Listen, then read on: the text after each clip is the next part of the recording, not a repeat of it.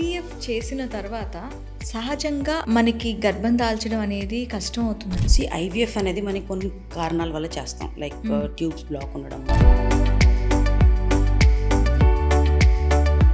Multiple treatments తీసుకొని fail అవ్వడం వల్ల.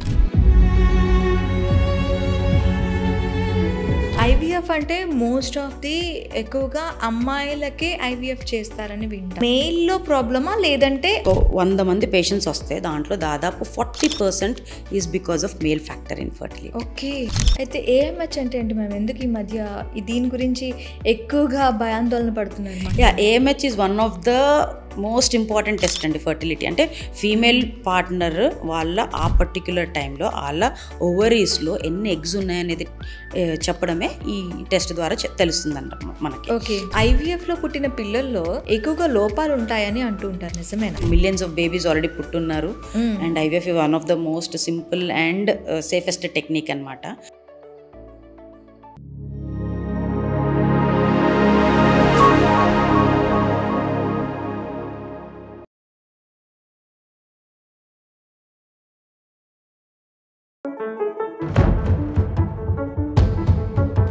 నమస్తే, వెల్కమ్ టు సోషల్ పోస్ట్. నేను మీ మాధురి. చాలామందికి గర్భం దాల్చేటప్పుడు ప్రాబ్లమ్స్ వస్తూ ఉంటాయి. మనకి డిఫరెంట్ టైప్ ఆఫ్ ఫెర్టిలిటీకి సంబంధించి ట్రీట్మెంట్స్ వచ్చేసాయి. అందులో ముఖ్యంగా ఐవీఎఫ్. అసలు ఐవీఎఫ్ ఎవరిలో చేస్తారు, ఎలా దీన్ని ప్రొసీజర్స్ ఏంటి, చేసిన తర్వాత దీంట్లో ఎలాంటి మార్పులు ఉంటాయి, బాడీలో ఎలాంటి చేంజెస్ ఉంటాయి, డీటెయిల్గా చెప్పడానికి మనతో పాటు ఉన్నారు దుర్గా గారు, సీనియర్ ఫెర్టిలిటీ కన్సల్టెంట్. నమస్తే మ్యామ్. నమస్తే మ్యామ్. ఐవీఎఫ్ చేసిన తర్వాత సహజంగా మనకి గర్భం దాల్చడం అనేది కష్టం అవుతుందంటారా? ఐవీఎఫ్ అనేది మనకి కొన్ని కారణాల వల్ల చేస్తాం. లైక్ ట్యూబ్స్ బ్లాక్ ఉండడమో, లేకపోతే ఎగ్ కౌంట్ తక్కువ ఉండడం వల్లనో, లేకపోతే అంతకుముందు ఏదైనా మల్టిపుల్ ట్రీట్మెంట్స్ తీసుకొని ఫెయిల్ అవ్వడం వల్లనో. సో దానివల్ల ప్రెగ్నెన్సీ ఇప్పుడు వచ్చినంత మాత్రాన ఫ్యూచర్లో న్యాచురల్గా ప్రెగ్నెన్సీ రాదు అని రూల్ ఏం లేదు. ఎందుకంటే కొన్నిసార్లు ఏమవుతుందనంటే ఫర్టిలిటీ ట్రీట్మెంట్స్ తీసుకున్నప్పుడు చాలా స్ట్రెస్ఫుల్గా ఉంటారు వాళ్ళు. సో అంత స్ట్రెస్కి గురైనప్పుడు న్యాచురల్గా కన్సెప్షన్స్ రావు. సో ఎప్పుడైతే ప్రెగ్నెన్సీ వచ్చేసి ఆల్రెడీ హ్యాపీగా ఉంటారో బేబీతో, అప్పుడు న్యాచురల్గా ప్రెగ్నెన్సీ వచ్చే ఛాన్సెస్ ఉంటుంది. అదొకటి. నెక్స్ట్ ఇంకొకటి, కొంతమందికి ఏమవుతుందంటే ఐవీఎఫ్ ఫెయిల్ అయ్యి ఉండొచ్చు, ఫస్ట్ ఆర్ సెకండ్ ఐవీఎఫ్ సైకిల్స్లో ఫెయిల్ అయినా కూడా ఇంకా ప్రెగ్నెన్సీ వద్దులే అని వదిలేసుకుంటారు అనమాట. So they don't have that intention of pregnancy రావాలి అన్న స్ట్రెస్ లేదు. సో అన్నీ వదిలేసుకున్న తర్వాత న్యాచురల్గా కూడా ప్రెగ్నెన్సీ వచ్చిన వాళ్ళు మేము చూస్తాం అనమాట. ఓకే, అంటే ఐవీఎఫ్ తర్వాత కూడా ప్రెగ్నెన్సీ వస్తుంది? ఐవీఎఫ్కి న్యాచురల్ ప్రెగ్నెన్సీకి ఏం లింక్ లేదు. But yes, there are certain reasons మనము ఐవీఎఫ్ ఎందుకు తీసుకుంటాం అనే దాన్ని బట్టి ఉంటుంది. దాంట్లో ఒక 2 రీజన్స్ ఉంటాయన్నమాట. సో తర్వాత కూడా న్యాచురల్గా రాకపోవచ్చు ప్రెగ్నెన్సీ. ఒకటి, మేల్ పార్ట్నర్లో కనుక వీర్యంలో స్పర్మ్స్ ఉండవు కొంతమందికి, అంటే దాన్ని ఒబ్స్ట్రక్టివ్ అజూస్పర్మియా అని అంటారు. సో అలాంటి పేషెంట్స్కి ఏం చేస్తాం అంటే మనము నీడిల్ వేసి టెస్టిస్ నుంచి స్పర్మ్స్ తీసుకుంటాం. సో అప్పుడు ఐవీఎఫ్లో ప్రెగ్నెన్సీ వస్తుంది. బట్ న్యాచురల్గా బికాజ్ వీర్యంలో స్పర్మ్స్ రావు because of the blockage. So అలాంటి కండిషన్స్లో ఫ్యూచర్లో కూడా న్యాచురల్గా ప్రెగ్నెన్సీ వచ్చే ఛాన్సెస్ ఉండవు. టెస్టెస్లో ఉంటుంది కానీ ప్రొడక్షన్ ఉంటుంది, బట్ బయట అవుట్ఫ్లో ట్రాక్లో ఎక్కడో బ్లాక్ ఉండడం వల్ల ఇజాకులేట్లోకి స్పర్మ్స్ రావు. అందుకని న్యాచురల్గా ప్రెగ్నెన్సీ వచ్చే ఛాన్సెస్ ఉండదు, లేకపోతే ఐయుఏ ద్వారా ప్రెగ్నెన్సీ వచ్చే ఛాన్సెస్ ఉండదు. బట్ వాళ్ళకి మళ్ళీ రిపీట్ ఐవీఎఫ్ చేస్తే ప్రెగ్నెన్సీ వస్తుంది. అలాంటి కొన్ని కండిషన్స్ మాత్రమే వేర్ ఇనీషియల్గా ఐవీఎఫ్ చేసినా మళ్ళీ సెకండ్ చైల్డ్కి కూడా ఐవీఎఫ్ కావాల్సింది ఇలాంటి ఒక కండిషన్. అలాగే కొంతమందికి ఫీమేల్స్లో ప్రైమరీ ఓవేరియన్ ఫెయిలియర్ అని ఒక కండిషన్ ఉంటుంది. సో వాళ్ళకి ఎగ్స్ అంతా ఎగ్జాస్ట్ అయిపోయి ఉంటుంది. అలాంటి వాళ్ళకి మనము డోనర్ ఎగ్తో ఐవీఎఫ్ చేసి ఉంటాం అనమాట. వాళ్ళకు కూడా తర్వాత న్యాచురల్గా ప్రెగ్నెన్సీ వచ్చే ఛాన్సెస్ ఉండవు. ఇవి 2 కాకుండా వేరే ఏ రీజన్స్లో అయినా కూడా ఫ్యూచర్లో ప్రెగ్నెన్సీ వచ్చే ఛాన్సెస్ ఉంటాయి. అంటే though the success rates may be less, but it's not like ఒక్కసారి ఐవీఎఫ్ చేయించుకున్నంత మాత్రాన ఫ్యూచర్లో అసలు ప్రెగ్నెన్సీస్ రావు న్యాచురల్గా అని అయితే ఏముండదు. ఐవీఎఫ్ అంటే మోస్ట్ ఆఫ్ ది ఎక్కువగా అమ్మాయిలకే ఐవీఎఫ్ చేస్తారని వింటాము. అయితే ఈ ఐవీఎఫ్ అనేది మేల్లో ప్రాబ్లమా లేదంటే ఉమెన్లో ప్రాబ్లమా? ఎవరిలో ఫర్టిలిటీ ప్రాబ్లమ్. ఐవీఎఫ్ అనేది ఎందుకు చేస్తున్నది పక్కన పెడితే, మనం ఫర్టిలిటీ పరంగా రీజన్స్ చూసుకుంటే ఒకప్పుడు ఒక 15-20 ఇయర్స్ బ్యాక్ ఫీమేల్స్లో మనం ఎక్కువగా చూసుకునేవాళ్ళం ఈ ఫర్టిలిటీ ఇష్యూస్. బట్ ఇప్పుడున్న లైఫ్ స్టైల్ కానీ లేకపోతే వాట్ ఎవర్ రీజన్స్, మనకు ఒక 100 మంది పేషెంట్స్ వస్తే దాంట్లో దాదాపు 40% is because of male factor infertility. 40%. అది మళ్ళీ రివర్స్ అయిపోయింది. రివర్స్ అని కాదు, ఇట్స్ ఆల్మోస్ట్ ఈక్వల్ అని చెప్పొచ్చు. ఫీమేల్స్ 40%, మిగతా 20% కంబైన్డ్ ఫ్యాక్టర్స్, అంటే మేల్ ఫ్యాక్టర్ ఫీమేల్ ఫ్యాక్టర్ ఉండొచ్చు, లేకపోతే లేకపోతే కొంతమందికి అన్ఎక్స్ప్లెయిన్డ్ ఇన్ఫర్టిలిటీ ఉంటుంది, అంటే ఎగ్జాక్ట్ రీజన్ ప్రెగ్నెన్సీ ఎందుకు రావట్లేదని తెలియదు. సో అలా ఉంటుంది అనమాట. So 40% males, 40% females and 20% is mixed or unexplained infertility. Okay. అయితే మ్యామ్ చాలామంది ఈ మధ్య కాలంలో దీనికి సంబంధించి ఎవరైతే నైట్ షిఫ్ట్ చేస్తూ ఉంటారు, లేదు అంటే బాగా దీనిగా ఉండే వాళ్ళకి ఎక్కువగా, అంటే నైట్లో ఎక్కువగా కూర్చునే వాళ్ళకి ఈ ఫెర్టిలిటీ ప్రాబ్లమ్స్ వస్తాయని అంటున్నారు. నైట్ మేల్కొని ఉండటం వల్ల ప్రాబ్లమా, నైట్ అంతా కూర్చొని ఉండి వర్క్ చేయటం వల్ల ప్రాబ్లమా, దేనివల్ల ఈ ఇన్ఫెర్టిలిటీ అనేది? సో ఇట్స్ మెయిన్లీ స్లీప్ అండి, స్లీప్ ప్యాటర్న్. మనం హ్యూమన్స్, సో మనకు ఒక సర్కాడియన్ రిథమ్ అని ఉంటుంది అనమాట. ఈ టైంలో లెగవాలి, ఈ టైంలో పడుకోవాలి, ఎందుకంటే it is related to your sunlight exposure, ఇవన్నీ ఉంటాయి. దాన్ని బట్టి మన బాడీలో కొన్ని హార్మోన్స్ రిలీజ్ అవుతాయి అనమాట. సో ఆ హార్మోన్స్ బ్యాలెన్స్ ఏమైనా తప్పితే అప్పుడు ఫీమేల్స్లో ఎగ్ టైంకి రిలీజ్ అవ్వకపోవడం, ఎగ్ క్వాలిటీలో ఇష్యూస్ రావడం, మేల్స్లో స్పర్మ్ కౌంట్, మోటిలిటీ ఇష్యూస్, లేకపోతే డిఎన్ఏ ఇంటిగ్రిటీలో డ్యామేజ్ ఉండడము, ఇలాంటివన్నీ ఎక్కువగా చూస్తుంటాం. అందుకని ఈ issues. So sleep pattern basically 8 to 9 hours of sleep చాలా ఇంపార్టెంట్. అది కూడా ఇట్స్ నాట్ లైక్ 2 o'clockకి పడుకొని పొద్దున్న మళ్ళీ 11 o'clockకి 12 o'clockకి అట్లా లెగడం కాదు. సో యూజువల్గా ఎర్లీగా 10-11 o'clock అలా పడుకుని మార్నింగ్ 7-8 ఆ టైం కల్లా లెగిస్తే బెటర్. సో ఇలాగ అబ్నార్మల్ ఉన్నా కూడా ఇట్స్ నాట్ పర్మనెంట్ డ్యామేజ్. అంటే స్లీప్ ఏదో ఒక 1 year స్లీప్ సరిగ్గా లేకపోవడం వల్ల ఫ్యూచర్లో ఇంకా మొత్తానికే ప్రాబ్లం అయిపోతుందని కాదు. So once they set their sleep pattern, sleep cycle అంతా సెట్ చేసుకున్న తర్వాత మళ్ళీ ఇంప్రూవ్మెంట్స్ అనేది చూడడం జరుగుతుంది. అయితే మ్యామ్ ఇంకొకటి ఏంటంటే, ప్రెగ్నెన్సీకి ఎన్ని రోజులు మనం చూసిన తర్వాత వాళ్ళకి ఇన్ఫర్టిలిటీ ఉంది అని మనం డిసైడ్ అవ్వచ్చు? నార్మల్గా డెఫినేషన్ పరంగా చూసుకుంటే ఒక కపుల్ గనక 1 year of unprotected intercourse try చేసి ప్రెగ్నెన్సీ రాకపోతే అప్పుడు మనము ఇన్ఫర్టిలిటీ అని అంటాం. సో ఇది ఎప్పుడు ఫీమేల్ పార్ట్నర్ ఏజ్ 35 కన్నా తక్కువ ఉన్న వాళ్ళకి. సో 1 year ట్రై చేయమని చెప్తాం, రాకపోతే అప్పుడు ఫర్టిలిటీ డాక్టర్ని కన్సల్ట్ అవ్వమంటాం. ఒకవేళ ఫీమేల్ పార్ట్నర్ ఏజ్ కనుక 35 and above ఉంటే కనుక అప్పుడు ఒక 6 months ట్రై చేయమని చెప్తాం. అప్పటికి ప్రెగ్నెన్సీ రాకపోతే డాక్టర్ని కన్సల్ట్ అవ్వమనంటాం. ఎందుకంటే ఏజ్ పెరిగే కొద్దీ ఎగ్ కౌంట్, క్వాలిటీ తగ్గుతుంది కాబట్టి వాళ్ళు ఎక్కువ టైం వేస్ట్ చేయకూడదు. ఎర్లీగా డాక్టర్ని కన్సల్ట్ అవుతే బెటర్ సొల్యూషన్స్ అనేది ఇవ్వడం జరుగుతుంది. వంధ్యత్వం అంటే ఏంటి మ్యామ్? ఇన్ఫర్టిలిటీ. ఓకే. దీనికి ఐవీఎఫ్ఏ మెయిన్, ఎప్పుడు ఐవీఎఫ్ఏ చూస్ చేసుకుంటారా? దీనికి ఇంకేమైనా ప్రొసీజర్స్ ఉన్నాయా? ఫర్టిలిటీ అనేది మనకి న్యాచురల్గా రాకపోవచ్చు, బట్ దట్ డజంట్ మీన్ ప్రతి పేషెంట్కి ఐవీఎఫ్ఏ కావాలని చెప్పేసి. సో నార్మల్గా ఫర్ ఎగ్జాంపుల్ ఒక పాపులేషన్ ఉంది, 100% ఆఫ్ ద పాపులేషన్లో దాదాపు 70-80% of the couples first 1 year of their trial వాళ్ళకి ప్రెగ్నెన్సీ వచ్చేస్తుంది ఏ ట్రీట్మెంట్స్ లేకుండా. సో 80% దాకా క్లియర్ అయిపోతారు. సో మిగతా 20%లో బేసిక్గా ovulation induction, simple IUI treatments లాంటివి ఇస్తాం అన్నమాట.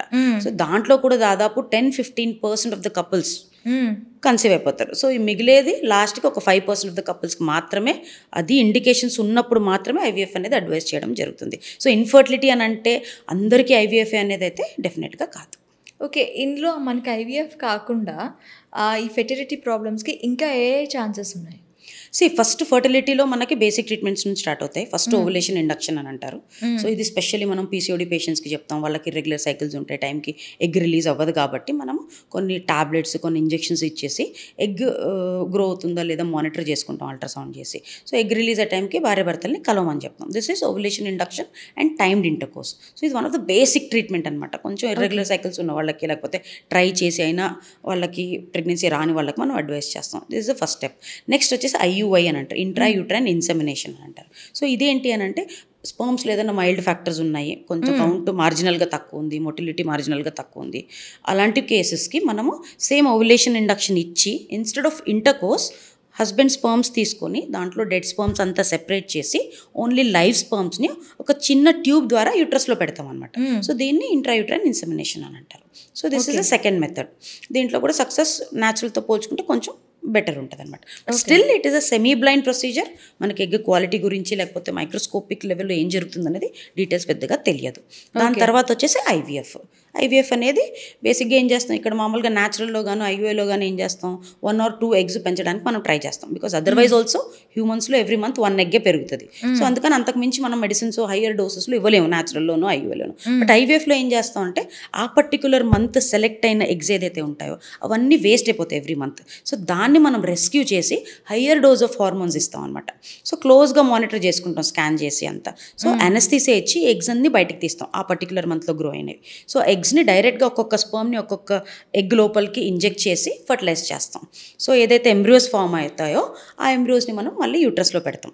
ఓకే. సో దీన్ని ఐవీఎఫ్ అని అంటారు. It's like one of the most advanced treatment in fertility. Okay. దాంట్లో మళ్ళీ వేరియేషన్స్ ఉంటాయి. దాంట్లో ప్రీ ఇంప్లాంటేషన్ జెనెటిక్ స్టడీస్ అనో లేకపోతే వేరే వేరే ప్రోటోకాల్స్ అన్నీ ఉంటాయి అనమాట. But that is the highest level of treatment in fertility. Okay. అయితే మ్యామ్ ఇప్పుడు ఈ ఫర్టిలిటీకి సంబంధించి పురుషుల్లో వచ్చే వంధ్యత్వానికి మెయిన్ రీజన్ ఏంటంటారు? వన్ ఇస్ లైఫ్ స్టైల్ అండి డెఫినెట్గా. సో ఇప్పుడు మనం మాట్లాడుకున్నట్టు లేట్ నైట్ స్లీప్, ఇది one of the most important factor.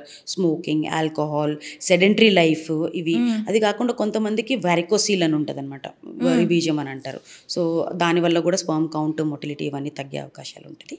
So environmental factors కూడా ఉంటుంది. పొల్యూషన్ ఉండొచ్చు, లేకపోతే పెస్టిసైడ్ డ్రివన్ ఫుడ్ ఏదైతే మనం తింటున్నాం దానివల్ల ఉండొచ్చు, లేకపోతే మనం డే టు డే కిచెన్లో ఎక్కువ మ్యాక్సిమం ప్లాస్టిక్స్ వాడుతున్నాం ఈ మధ్య, రీహీటెడ్ ఫుడ్ వాడుతున్నాం. సో దీనంత వల్ల కూడా స్పర్మ్స్ మీద ఎంతో కొంత డ్యామేజ్ అయితే చూస్తాం.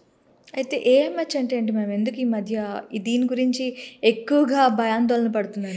AMH is one of the most important test అండి ఫర్టిలిటీ. అంటే ఫీమేల్ పార్ట్నర్ వాళ్ళ ఆ పర్టిక్యులర్ టైంలో వాళ్ళ ఓవరీస్లో ఎన్ని ఎగ్స్ ఉన్నాయనేది చెప్పడమే ఈ టెస్ట్ ద్వారా తెలుస్తుందంట మనకి. ఓకే. సో అది ఏఎంహెచ్ తక్కువ ఉండడం వల్ల మనకి న్యాచురల్గా ప్రెగ్నెన్సీ రాదా అలాంటిది ఏమి ఉండదు. So that only tells us about the count. అంటే బేసిక్గా సింపుల్గా చెప్పాలంటే బ్యాంక్ బ్యాలెన్స్ ఎంత ఉంది అనేది చెప్తుంది. బికాస్ ఫీమేల్స్ ఒక సెట్ నెంబర్ ఆఫ్ ఎగ్స్తో పుట్టుంటారు. అంటే ఇట్స్ నాట్ లైక్ మేల్స్లో ఏంటి 50, 60, 70 ఏ ఇయర్లో అయినా స్పర్మ్స్ అనేది కొత్తగా ప్రొడ్యూస్ అవుతూనే ఉంటాయి. బట్ ఫీమేల్స్లో అలా కాదు. పుట్టినప్పుడు ఇన్ని నెంబర్ ఆఫ్ ఎగ్స్తో పెరుగుతారు.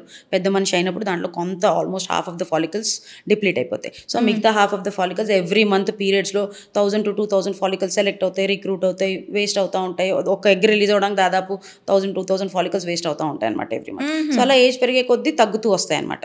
సో అది నార్మల్గా జరుగుతుంది. ఏజ్ పెరిగే కొద్దీ ఎగ్ తగ్గడం అనేది అందరికీ తెలుసు. బట్ ఈ మధ్య కాలంలో మేము యంగర్ పాపులేషన్లో ఏఎంహెచ్ వాల్యూస్ అనేది తక్కువ చూస్తున్నాం. మల్టిపుల్ రీజన్స్ ఉండొచ్చు దానికి. Okay. That is the reason why AMH is important. అంటే ఏఎంహెచ్ ద్వారా మనకి న్యాచురల్గా ప్రెగ్నెన్సీ వస్తుందా లేకపోతే ఐవీఎఫ్కి వెళ్ళాలా అనే దానికన్నా ఎక్కువ వాళ్ళకి ఎంత టైం ఉంది, ఇమీడియట్గా ప్లాన్ చేసుకోవాలా లేకపోతే వెయిట్ చేసుకునే స్కోప్ ఉందా, అది తెలుస్తుంది. ఫర్టిలిటీ ట్రీట్మెంట్స్ ఇచ్చినప్పుడు మనం ఏ ప్రోటోకాల్ వాడాలి, ఎంత డోస్ ఇవ్వాలి, వాళ్ళ ప్రోగ్నోసిస్ ఎలా ఉంటుంది, ఇవంతా ఇన్ఫర్మేషన్ మనకి ఏఎంహెచ్ టెస్ట్ ద్వారా వస్తుంది. అయితే మ్యామ్ ఈ మధ్యకాలంలో ఎగ్ ఫ్రీజింగ్ అని వింటున్నాం. ఇది ఎంతవరకు సేఫ్? నిజంగా సేఫ్ ప్రొసీజర్. ఈ ఎగ్ ఫ్రీజింగ్ అలాగే స్పర్మ్ ఫ్రీజింగ్ కూడా వింటున్నాం. స్పర్మ్ ఫ్రీజింగ్ ఇంకా సేఫ్. ఎందుకంటే జస్ట్ ఎజాకులేట్ చేసి స్పర్మ్స్ ఇచ్చేస్తారు. అది మనం దాదాపు 10 years వరకు ఫ్రీజ్ చేసుకోవచ్చు. 10 years వరకు ఫ్రీజ్ చేసుకోవచ్చు. డెఫినెట్గా స్పర్మ్స్ ఫ్రెష్ స్పర్మ్తో పోల్చుకుంటే ఫ్రోజన్ స్పర్మ్స్ మీద ఎంతో కొంత డ్యామేజ్ ఉంటుంది. But still 10 years health related issues లేకపోతే ఏజింగ్ రిలేటెడ్ ఇష్యూస్ కన్నా అయితే డెఫినెట్గా బెటర్ ఉంటుంది. అలాగే ఎగ్ ఫ్రీజింగ్ కూడా అంతే. సో యూజువల్గా ఈ మధ్య కాలంలో ఉమెన్ మన పేరెంట్స్ జనరేషన్లో ఎలాగా 20 years అంతా మ్యారేజెస్ అయిపోయాయి. 22, 25 లోపు మ్యాక్సిమం ఫ్యామిలీ క్లోజ్ అయిపోయేది. బట్ ఇప్పుడు కాదు. People want to, especially girls want to engage in career. వాళ్ళు లేట్గా పెళ్లి చేసుకుందాం అనుకుంటారు, లేకపోతే సరిగ్గా లైఫ్ పార్ట్నర్ దొరకుండకపోవచ్చు, లేకపోతే స్టేబుల్ రిలేషన్షిప్ ఉండకపోవచ్చు, మ్యారేజ్ అయ్యి ఉండొచ్చు, but they are still not sure whether they are going to continue with the same husband or not. అలాంటి పాసిబిలిటీస్ కూడా ఉంటాయి. సో అలాంటి కండిషన్స్లో ఎగ్ ఫ్రీజింగ్ అనేది ఒక పెద్ద బ్లెస్సింగ్ అనే చెప్పొచ్చు. Because modern IVF or modern ఫర్టిలిటీలో ఇది one of the best advancement. దీంట్లో ఏంటంటే సేమ్ ఐవీఎఫ్ చేసినట్టే ఎగ్స్ బయటికి తీసేస్తాము. అతను ఫర్టిలైజ్ చేయకుండా ఎగ్స్ను మాత్రమే మనం ఫ్రీజ్ చేసి పెడతాం అనమాట.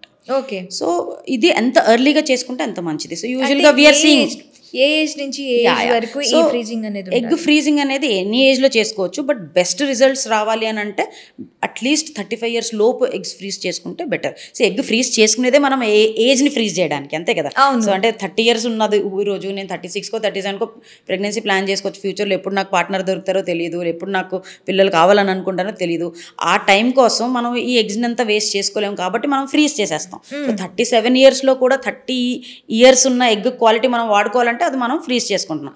అదే 35 years తర్వాత మనం ఎగ్ ఫ్రీజ్ చేసుకుంటే the quality will be less. అయితే ఇప్పుడు మీరు అన్నారు కదా స్పర్మ్ కౌంట్ అనేది, స్పర్మ్ మనం ఫ్రీజ్ చేసేటప్పుడు దాని క్వాలిటీ అనేది కోల్పోతుంది అని. అదేవిధంగా మనకి ఎగ్ ఒక 25 yearsలో మన కలెక్ట్ చేసిన ఎగ్కి మనకి క్వాలిటీ అది మెయింటైన్ అవుతుందా మనం ఎప్పటి వరకు దాన్ని యూజ్ చేయకుండా ఉంటే? ఫస్ట్ థింగ్ ఈ స్పర్మ్ అనేది మనం ఫ్రీజ్ చేసినంత మాత్రం క్వాలిటీ ఎఫెక్ట్ అయిపోతుందని కాదు. ఫ్రెష్ స్పర్మ్స్తో పోల్చుకుంటే ఫ్రోజన్ స్పర్మ్స్లో ఎంతో కొంత మినిమల్ క్వాలిటీ ఇష్యూస్ ఉంటాయి. లైక్ ఫర్ ఎగ్జాంపుల్ 100 స్పర్మ్స్ ఈరోజు మనం టెస్ట్ చేసాం ఫ్రెష్ శాంపుల్లో, దాంట్లో 100 స్పర్మ్స్ బాగుంటాయి. ఫ్రోజన్ శాంపుల్లో మేబీ ఒక 20-30 స్పర్మ్స్ అబ్నార్మల్ ఉండొచ్చు, ఇంకో 70% బాగుంటాయి. మనకు ఐవీఎఫ్ చేయడానికో లేకపోతే ఐయుఐ చేయడానికో ఆ sperms fine. That percentage 70% of the sperms are fine. But అసలే ఫ్రీజ్ చేసుకోకుండా 10 years తర్వాత ఎప్పుడు చూసుకుంటే అప్పుడు ఇంకా హెల్త్ రిలేటెడ్ డ్యామేజ్ ఎక్కువ ఉంటుంది. That is the main point. అలాగే ఎగ్స్లో కూడా అంతే. ఎగ్స్ దాదాపు 10 years వరకు ఫ్రీజ్ చేసుకోవచ్చు. మనం ఒక 10 eggs అట్లా ఫ్రీజ్ చేస్తే యూజువల్గా 7 to 8 eggs సర్వైవ్ అవుతాయి అన్నమాట. So survival is also good. ఒకప్పుడు ఎగ్ సర్వైవల్ రేట్ థా చేసిన తర్వాత 20-30% ఉండేది, ఇప్పుడు దాదాపు 70-80% వరకు చేరుకుంది. So that is quite safe method and quite a successful method. Okay. Irregular periods ఉండేటప్పుడు ప్రెగ్నెన్సీ అనేది ఛాన్సెస్ ఎంతవరకు ఉంటాయి మ్యామ్? సో ఇర్రెగ్యులర్ పీరియడ్స్ ఉన్నప్పుడు ఇష్యూస్ ఏంటి అని అంటే ఎగ్ ఎప్పుడు రిలీజ్ అవుతుందో తెలీదు. సో నార్మల్గా ఫీమేల్స్లో ఇప్పుడు స్పర్మ్స్ ఉన్నాయి, వాళ్ళ లైఫ్ స్పాన్ ఎంత ఉంటుంది, ఆల్మోస్ట్ 3 to 5 days ఉంటుంది. సో ఇజాకులేట్ అయిన తర్వాత లేకపోతే ఇంటర్కోర్స్ అయిన తర్వాత స్పర్మ్ ఫీమేల్ వెజైనల్ ట్రాక్ట్లో 3 to 5 days ఉంటాయి. బట్ ఎగ్ మాత్రం రిలీజ్ అయినప్పుడు 24 hours మాత్రమే దాని లైఫ్ స్పాన్ ఉంటుంది. సో ఇది మనం ఐడెంటిఫై చేయడం చాలా ఇంపార్టెంట్. రెగ్యులర్ పీరియడ్స్ ఉన్న వాళ్ళకి ఏమవుతుంది, 28 days సైకిల్ ఉందనుకోండి, 14th day ఎగ్ రిలీజ్ అవుతుంది. 30 days సైకిల్ ఉందనుకోండి, 16th day ఎగ్ రిలీజ్ అవుతుంది. సో ఆ టైంలో భార్య భర్తలు కలిస్తే ప్రెగ్నెన్సీ వస్తుంది ఈజీగా. బట్ ఇర్రెగ్యులర్ ఉన్నప్పుడు ఏమవుతుంది, ఒక 40 days 50 days అలా ఇర్రెగ్యులర్గా వస్తుండగా ఆ 24 hours ఐడెంటిఫై చేయడం అనేది చాలా డిఫికల్ట్.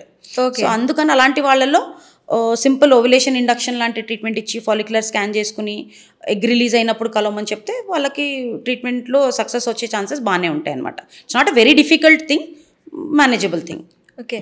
ఎక్టోపిక్ ప్రెగ్నెన్సీ ఆర్ మనకి ఎప్పుడైనా అబార్షన్ అయింది అనుకోండి, తర్వాత ఫ్యూచర్లో వాళ్ళకి గర్భం దాల్చే అవకాశాలు ఎంతవరకు ఉంటాయి, వాళ్ళకి ఎలాంటి ట్రీట్మెంట్స్ ఉంటాయి? See, most of the time young ఉమెన్లో ఒకసారి అబార్షన్స్ అవ్వడం కామన్ ఫస్ట్ ప్రెగ్నెన్సీ. ఒకసారి ప్రెగ్నెన్సీ లాస్ అయినంత మాత్రాన ఫ్యూచర్లో ప్రెగ్నెన్సీ రాదు అని ఏం లేదు. But yes, it is very important to identify ఆ పేషెంట్కి కనుక రిపీటెడ్ అబార్షన్స్ అవుతున్నాయా, దానికి రీజన్స్ ఏంటి, అలాంటి కండిషన్స్ అనమాట. కొంతమందికి రిపీటెడ్ అబార్షన్స్ ఉన్నా కూడా ఫ్యూచర్లో ప్రెగ్నెన్సీ వచ్చి కంటిన్యూ అయ్యే ఛాన్సెస్ ఉంటుంది. సో ఒక్కసారి అబార్షన్ అయినంత మాత్రాన ఫ్యూచర్లో ప్రెగ్నెన్సీ రాదు అనేది అయితే ఏముండదు. నెక్స్ట్ వచ్చేసి ఎక్టోపిక్ ప్రెగ్నెన్సీలో ఏమవుతుందంటే ఎంబ్రియో ఏదైతే యూట్రస్లో ఇంప్లాంట్ అవ్వాలో అది ఫెలోపియన్ ట్యూబ్స్లో ఇంప్లాంట్ అవుతుంది, అంటే రాంగ్ లొకేషన్లో ఉంటుంది అనమాట. సో దానికి మనం ఐదర్ మెడికల్ మేనేజ్మెంట్ లేకపోతే ట్యూబ్ తీయడం, సర్జికల్ మేనేజ్మెంట్ చేస్తాం. సో దానివల్ల ఏమవుతుంది, ఒక్క సైడ్ ఆఫ్ ద ట్యూబ్ ఉండదు కాబట్టి ఆ సైడ్ వచ్చిన ఎగ్ న్యాచురల్గా ప్రెగ్నెన్సీ వచ్చే ఛాన్సెస్ లేకపోతే ఐయుఏ ద్వారా ప్రెగ్నెన్సీ వచ్చే ఛాన్సెస్ తగ్గుతుంది. ఓకే. సో కొంత పర్సంటేజ్ తగ్గుతుంది, but still they can conceive naturally. మనకి ఇన్ఫెర్టిలిటీ ట్రీట్మెంట్ స్టార్ట్ చేసిన దగ్గర నుంచి మనకి ఎన్ని రోజుల్లో ఆ గర్భం దాల్చే అవకాశాలు ఉంటాయి? That depends on fertility profile. అంటే ఫీమేల్ పార్ట్నర్ ఏజ్ ఎలా ఉంది, వాళ్ళ ఎగ్ కౌంట్ ఎలా ఉంది, మేల్ పార్ట్నర్ ఏజ్ ఏంటి, వాళ్ళకి ఏమైనా హెల్త్ కండిషన్స్ ఉన్నాయా, వాళ్ళ స్పర్మ్ డిఎన్ఏలో ఏదైనా డ్యామేజ్ ఉందా, ఇవన్నీ పారామీటర్స్ మీద ఆధారపడి ఉంటుంది.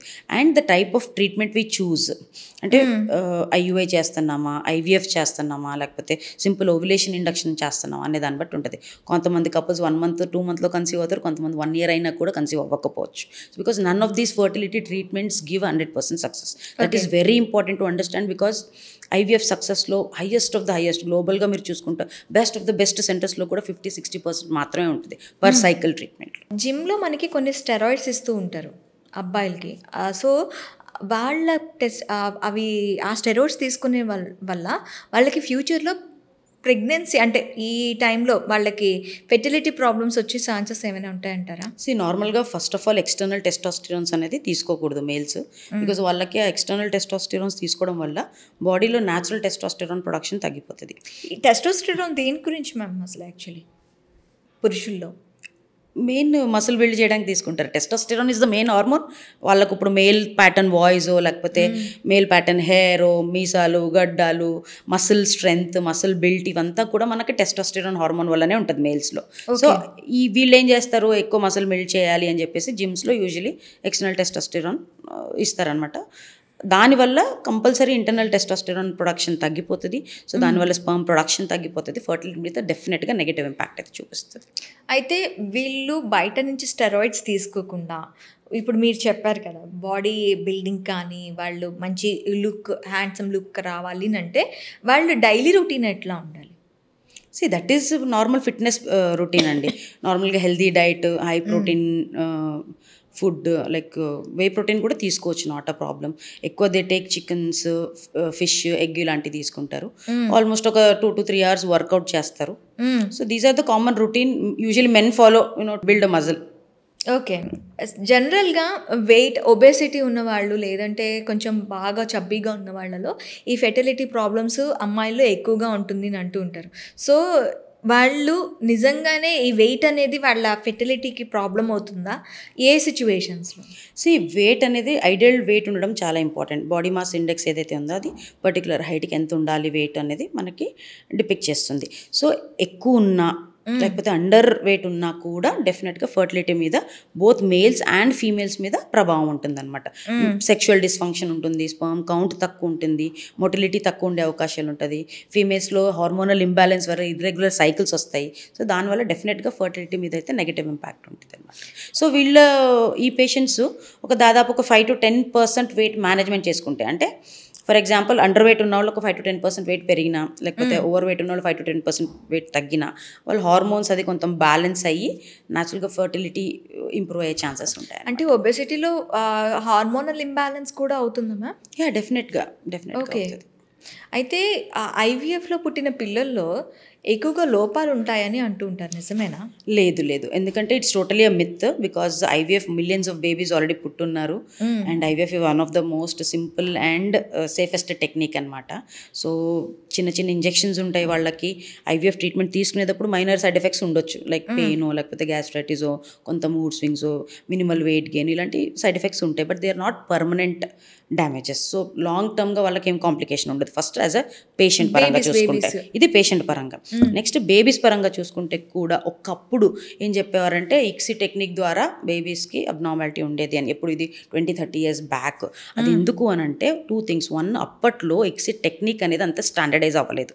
అంటే ఏదైనా అంతే కదా, లెర్నింగ్ కర్వ్ ఉంటుంది. ఏదో కొత్త టెక్నిక్ వచ్చింది, డాక్టర్స్ కూడా అది స్టార్టింగ్ నేర్చుకున్నప్పుడు ఒకలా ఉంటుంది, 10-20 years ఎక్స్పీరియన్స్ అయిన తర్వాత ఒకలా ఉంటుంది. సో అప్పుడు టెక్నిక్ అనేది అంత ఎక్స్పర్ట్స్ లేరు కాబట్టి అప్పట్లో అలా కొంత ఉండేది. అండ్ నెక్స్ట్ యూజువల్గా సివియర్ మేల్ ప్రాబ్లమ్స్ ఉన్న వాళ్ళకి మాత్రం ఇక్సీ చేసేవారు అప్పట్లో. ఇప్పుడు ఐవీఎఫ్ చాలా రీజన్స్కి చేస్తున్నారు. అప్పట్లో సివియర్ మేల్ ప్రాబ్లము లేకపోతే ట్యూబ్స్ బ్లాక్, ఈ రెండాటికి ఎక్కువ ఐవీఎఫ్ చేసేవారు. సో సివియర్ మేల్ ప్రాబ్లమ్ ఉంది అని అంటే ఎక్కడో వాళ్ళ ఇంటర్నల్గా కూడా there is some problem with their physical health. So దానివల్ల బేబీ ఎఫెక్ట్ అయ్యే ఛాన్సెస్ ఉంటుంది. It is not the IVF technique per se. Okay, అర్థమైంది. సో ఈ 2 reasons, ఒకటి inherent health issues with the male partner, next వచ్చేసి అప్పట్లో ఐవీఎఫ్ టెక్నిక్ అంత standardise అవ్వలేదు. సో ఇప్పుడు డెఫినెట్గా ఐవీఎఫ్ టెక్నిక్ అనేది it has gone a long way. And IVF అనేది మల్టిపుల్ రీజన్స్కి చేస్తున్నాం. So and millions of babies deliver అయ్యారు, ఎటువంటి హెల్త్ ప్రాబ్లమ్స్ లేవు. అండ్ బ్యాక్గ్రౌండ్ పాపులేషన్తో పోల్చుకుంటే it is almost same. Background population అంటే ఫర్ ఎగ్జాంపుల్ 100 people ఉన్నారు patients, they have not undergone IVF, వాళ్ళకి natural conception వచ్చింది, వాళ్ళకి ఒక 1 or 2% పీపుల్కి కిడ్స్కి అబ్నార్మాలిటీ ఉండొచ్చు. The same problem may be there even with IVF kids. అంటే ఐవీఎఫ్ చేసినంత మాత్రాన మనము న్యాచురల్గా వచ్చే అబ్నార్మాలిటీస్ ఏదైతే ఉందో దాన్ని తగ్గించలేము, పెంచలేము. ఓకే.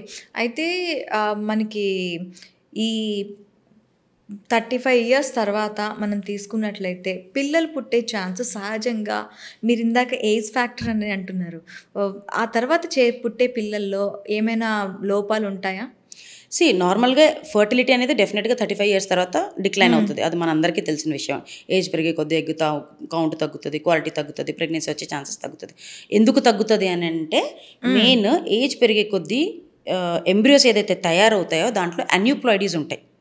సో ఆ పిల్లలకి క్రోమోజోమల్ డిఫెక్ట్స్ వచ్చే ఛాన్సెస్ ఉంటుంది. లైక్ డౌన్ సిండ్రోమ్ మనం కామన్గా చూసేది, ఎడ్వర్డ్ సిండ్రోమ్, పటావు సిండ్రోమ్, ఇలా క్రోమోజోమల్ అబ్నార్మాలిటీ వచ్చే ఛాన్సెస్ ఉంటుంది. దానివల్ల అబ్నార్మల్ ఎంబ్రియోస్ అనేది తయారైనా కూడా ఇంప్లాంట్ అవ్వదు ఒకటి. సో దానివల్ల ప్రెగ్నెన్సీ రేట్స్ తగ్గుతాయి. కొంతమందిలో అది ఇంప్లాంట్ అయ్యి డెలివరీ అవుతుంది అనమాట. లేకపోతే మధ్యలో ఎప్పుడో స్కాన్లో ఐడెంటిఫై చేసో లేకపోతే కొన్ని బ్లడ్ మార్కర్స్ వల్ల ఐడెంటిఫై చేసి అబార్షన్ చేస్తాం. బట్ ఎస్, డెఫినెట్గా ఏజ్ పెరిగే కొద్దీ అన్యూప్లాయిడీస్ అనేది పెరిగే అవకాశాలు ఉంటాయి. అయితే మ్యామ్, ఇంకొకటి, మన మెంటల్ హెల్త్ అనేది మన ప్రెగ్నెన్సీ మీద ఎంతవరకు ప్రభావం చూపిస్తుంది, అది మేల్లో అయినా ఫిమేల్లో అయినా? మెంటల్ హెల్త్ అనేది ప్రెగ్నెన్సీ మీదో లేకపోతే ఫర్టిలిటీ మీదో డైరెక్ట్ ఇంపాక్ట్ ఉండదు. సో ఆల్రెడీ ఎగ్జిస్టింగ్ ప్రాబ్లం ఏదైతే ఉందో దాన్ని అగ్రవేట్ చేస్తుంది. సో డెఫినెట్గా మెంటల్ హెల్త్ అనేది చాలా important. Any kind of stress, అది పర్సనల్ స్ట్రెస్ అవ్వచ్చు, ప్రొఫెషనల్ స్ట్రెస్ అవ్వచ్చు. సో డెఫినెట్గా నెగిటివ్ ఇంపాక్ట్ అయితే చూస్తుంది. Any even pregnancy fertility treatments తీసుకున్న వాళ్ళలో. సో వాళ్ళకి ఖచ్చితంగా స్ట్రెస్ రిలాక్షన్ టెక్నిక్స్ అనేది తీసుకోవడం చాలా important. Like yoga, pranayama, meditation ఇలా ఏదైనా చేసుకుని దాన్ని అడ్రస్ చేసుకోవడం చాలా ఇంపార్టెంట్. ఈ ఐవీఎఫ్ చేసిన తర్వాత ఒకవేళ స్ట్రెస్ ఎక్కువైంది అనుకో అబార్షన్ ఛాన్సెస్ ఉంటాయంటారా? మిస్క్యారేజ్ అయ్యే ఛాన్సెస్ బికాస్ ఆఫ్ స్ట్రెస్ కూడా ఉంటుంది ఎంతో కొంత శాతం. Okay. It's not like significant but కొంత పార్ట్ ఉంటుంది because of the hormonal imbalance. Okay ma'am, IVF లేదు, నార్మల్గా ప్రెగ్నెన్సీ రావాలి అంటే ఉమెన్ కానీ మెన్ కానీ లైఫ్ స్టైల్లో ఎలాంటి పాటించాలి అంటారు? ఉమెన్ కానీ మెన్ కానీ తీసుకోవాల్సిన బేసిక్ కొన్ని పాయింట్స్ ఉంటాయి. ఒకటి, good amount of sleep, 8 to 9 hours of sleep, regular exercise, ఒక 3 to 4 days of exercise in a week, ఒక 30-40 minutes చేసుకున్నా పర్లేదు. న్యూట్రిషియస్ డైట్, బ్యాలెన్స్ డైట్ అని అంటారు. ఇంత పర్సంటేజ్ ఆఫ్ ప్రోటీన్, ఇంత పర్సంటేజ్ ఆఫ్ కార్బోహైడ్రేట్స్ అన్ని తీసుకోవాలి. జంక్ ఫుడ్ అది కొంత అవాయిడ్ చేసుకోవాలి. Occasional junk food and all is okay because we're all humans, but రెగ్యులర్గా you should not indulge in like junk food, అదొకటి. ఎక్స్టర్నల్ స్మోకింగ్, ఆల్కహాల్ ఇలాంటివి ఏమైనా ఉంటే అది అవాయిడ్ చేయాలి. These are the main important things for life style point of view. And others చెప్పాలనంటే early evaluation. అంటే for example they are trying for 1 year, don't wait for 2, 3, 4 years. త్వరగా డాక్టర్ని consult అవ్వండి, టెస్టులు చేయించుకోండి. దాంట్లో నార్మల్ ఉంటే యూ టేక్ మోర్ టైమ్.